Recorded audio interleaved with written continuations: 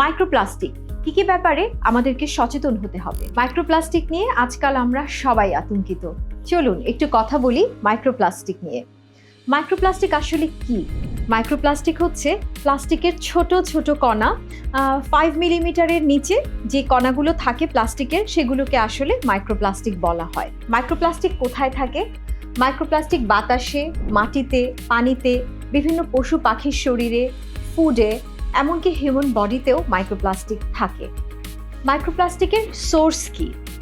বিভিন্ন plastic container এবং plastic bottle breaking down, বিভিন্ন ফুড প্যাকেজিং, ইন্ডাস্ট্রিয়াল প্লাস্টিক পিলেটস, তারপর সিনথেটিক ক্লথিং, এগুলোতে মাইক্রোপ্লাস্টিক পাওয়া যায়। ইদানিং আমরা সবাই খুব সচেতনভাবে চিন্তা করছি টুথপেস্টে মাইক্রোপ্লাস্টিক কেন। একটা সময় আসলে টুথপেস্টে মাইক্রোপ্লাস্টিক কেন ব্যবহার করা হতো? মাইক্রোপ্লাস্টিককে একটা পলিশিং এজেন্ট হিসেবে টুথপেস্টে ব্যবহার করা হতো, যাতে করে দাঁত অনেক বেশি ঝকঝকে দেখায়, সাদা দেখায়, দাঁতের ভেতরে যে স্টেইনগুলো আছে সেগুলো যেন দূর হয়ে যায়, সেজন্য আসলে মাইক্রোপ্লাস্টিকটা ব্যবহার করা হতো।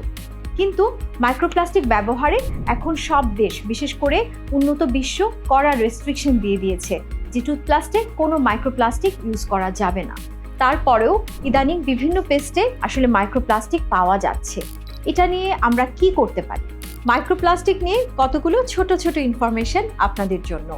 টুথপেস্টে মাইক্রোপ্লাস্টিক আছে কিনা আপনারা কিভাবে বুঝবেন? টুথপেস্ট কেনার সময় টুথপেস্টের গায়ে পলিইথিলিন, পলিপ্রোপাইলিন, পলিমিথাইল মিথ অ্যাক্রাইলেট এবং নাইলন, এই জিনিসগুলো আছে কিনা আপনারা অবশ্যই চেক করে নেবেন। এই জিনিসগুলো থাকা মানেই হচ্ছে টুথপেস্টে মাইক্রোপ্লাস্টিক আছে। সো এই জিনিসগুলোকে অ্যাভয়েড করে, এই জিনিসগুলো যেই পেস্টে নেই সেই পেস্টটাই আপনাকে কিনতে হবে। এরপর আসেন পেস্ট ব্যবহারের নিয়ম। আমরা তো আসলে কেউ পেস্ট খেয়ে ফেলি না, তাই আমাদের ভয়ের কোনো কারণ নেই। তারপরও এখন একটু বেশি সচেতনতার জন্য যেটা করবেন, আফটার ব্রাশিং খুব ভালোভাবে কুলকুচি করবেন, খুব ভালোভাবে গার্গেল করে ফেলবেন। আর বাচ্চাদের ক্ষেত্রে আমাদের অবশ্যই সচেতন থাকতে হবে। বাচ্চাদেরকে, যাদের বয়স 3 বছরের নিচে, তাদের জন্য একটা চালের পরিমাণ পেস্ট তাদের ব্রাশে দিতে। আর যাদের বয়স 3 বছরের উপরে, 3 থেকে 6 বছরের মধ্যে, তাদেরকে একটা মটর দানা পরিমাণ পেস্ট দিবেন ব্রাশ করার জন্য। এবং আফটার ব্রাশিং ওরা যেন খুব ভালোভাবে কুলি করতে পারে, গার্গেল করতে পারে এবং পেস্ট খেয়ে না ফেলে, সে ব্যাপারে ওদেরকে সবসময় কাউন্সেলিং করবেন। কসমেটিক্সেও কিন্তু অনেক মাইক্রোপ্লাস্টিক ইউজ করা হয়। মাইক্রোপ্লাস্টিক যেন আমরা বডিতে অনেক বেশি কনজিউম না করে ফেলি, সেজন্য আমাদের সচেতন থাকতে হবে। আমরা কিভাবে মাইক্রোপ্লাস্টিক থেকে নিজেদেরকে দূরে রাখতে পারি? প্লাস্টিক কন্টেনারে খাবার গরম দেওয়া যাবে না। প্লাস্টিক বটল, প্লাস্টিক কন্টেনার আমরা ইউজ করব না। আমরা পানি খাওয়ার জন্য, খাবার খাওয়ার জন্য প্লাস্টিকের অল্টারনেটিভ হিসেবে কাঁচ এবং স্টেনলেস স্টিল ইউজ করতে পারি। বারবার প্লাস্টিকের ওয়ান টাইম কাপে চা কফি খাবো না। এই ব্যাপারগুলো আমাদের খেয়াল রাখতে হবে।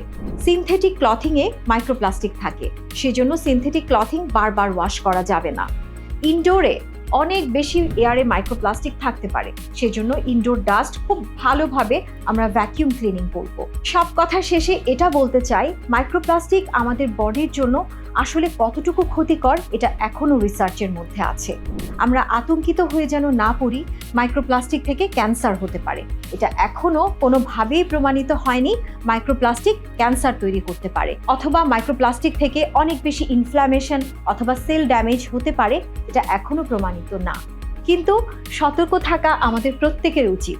সতর্ক থাকি, সচেতন থাকি, ভালো থাকি।